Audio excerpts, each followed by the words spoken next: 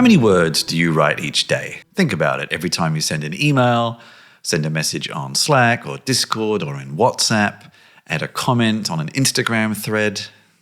Those are all words. You thought I was going to mention all those wondrous words you're pouring into your next article or script or novel. Yes, those are important too, but I would hazard a guess that those are not the words that we write most of each day. I'm Christian Chiller, and in this video, I'm going to look at WordCounter, a small macOS application that helps you do just that. Keep track of your words and see where they end up. Let's get started. This is the WordCounter website at wordcounter.app.com. Not a tremendous amount to see or really dig into. It's a fairly straightforward application, really. Just hit this free download for a trial or buy now to unlock everything for longer than the trial, of course.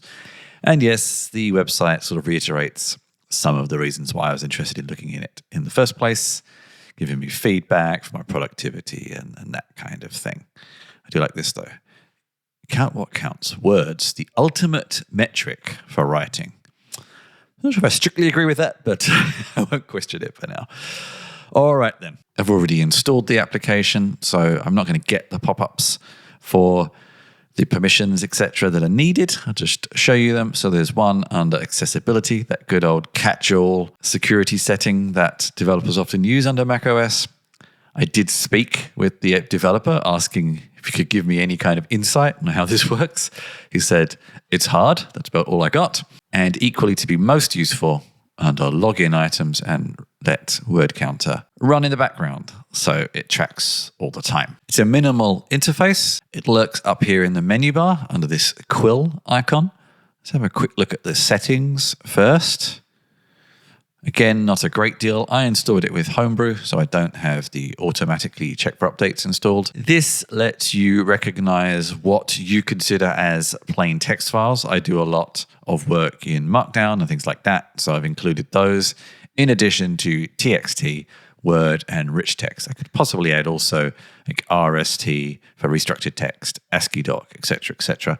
I should also possibly add MDX, which is another file type that I use that's kind of a markdown. That's a whole other story.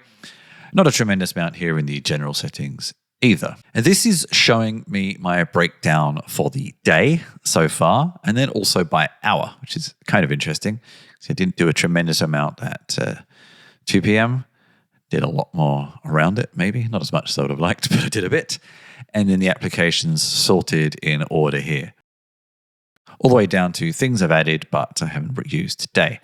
How do you add applications? You click this plus icon and you can select from running applications or one manually. So I might add MindNode. I'm not using it right now, but I will at some point, and that will now track it from now on. You do have to do that when you first begin. These are basically the two analytical areas that I'm most interested in. One shows you a breakdown on the day. And when you click on a day, you get a little bit of a breakdown, the same as you saw before. So let's pick a particularly good day. None of them are as good as I would like, but let's find a particularly good day. Here we go, nearly 4,000 words. I can see I did a lot around midday, and mostly in Scrivener, which is good. That's where I should be writing. And same here. I was obviously writing a book chapter on that Friday. Not so long ago. I think it was on the train, actually. That's probably why I got quite a lot done. And let's have a look at a particularly bad day. This is probably the weekend. I didn't do a great deal there. I'm not quite sure why I only wrote 3 words. It would be interesting to know sometimes like what words you actually wrote. And then the other analytical option is this graph over time, show the history. And here you can use a standard macOS picker to filter the period. I'm going to go for 90 days. It shows you the period and then some overarching statistics and then applications broken down by each word count for that period. I would like it if it was sorted by the number. It's not, it's alphabetical, and you can pop them in and out of the graph as well and see what effect that has. You can also export this as CSV, but I have looked at it and it just does it on the day-to-day and then the number. So it's not as useful as it could be. So after 90 days, where had all my words ended up? I ended up with about 135,000, and they didn't completely end up where I was hoping, but possibly more where I was expecting. You can see a little graphic on screen showing you that breakdown there. I have been working on a novel the past few months. Actually, I've been working on a novel and a work of nonfiction.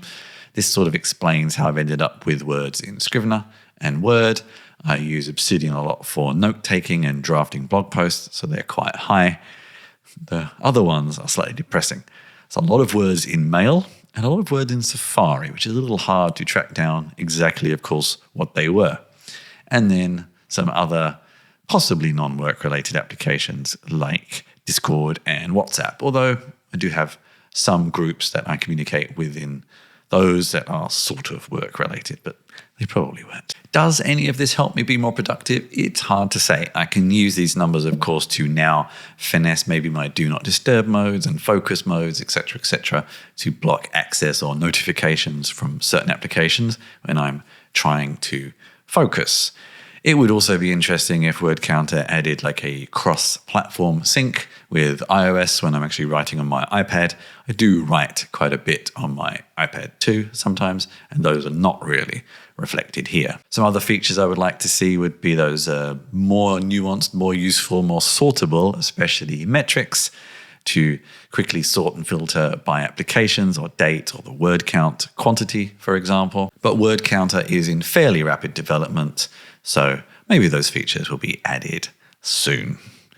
It's available for $20, which is possibly a little high for a small application, but as I know, it's probably relatively hard to develop, and it's not a subscription. It's a one-off fee, including also a demo that you can try. I think that's pretty reasonable in these days of continuous $5 a month subscriptions. 20 really isn't that bad. I hope you found that useful. I hope you will find WordCounter useful. I have been Christian Schiller. You can find much more about me at christianschiller.com. And of course, you can find much more about WordCounter at wordcounterapp.com. Thank you very much for joining me. Subscribe or leave a comment with your thoughts on this video, and I'll see you next time. Take care, everybody.